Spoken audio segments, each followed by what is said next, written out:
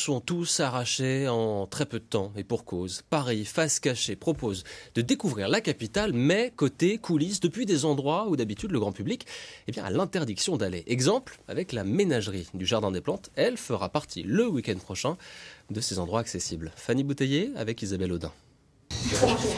Voir Théodora faire des bulles, un privilège réservé à certains. C'est en coulisses qu'elle s'amuse, loin des yeux des visiteurs.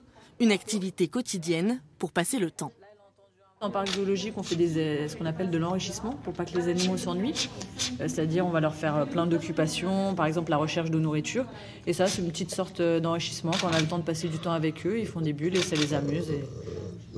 C'était impressionnant tout ça. Quelques mètres plus loin, Nénette, 46 ans, le plus vieil orang-outan du zoo. Tous les soirs, elle s'entraîne avec Christelle. L'entraînement sert à gérer quotidiennement les animaux, à les faire se déplacer à droite, à gauche, dans une loge adjacente, intérieure, extérieure, etc. Et ça sert aussi surtout à pouvoir vérifier leur état de santé quotidien. On va regarder s'il y a des petits bobos, etc. Ils ont l'habitude de nous présenter différentes parties de leur corps.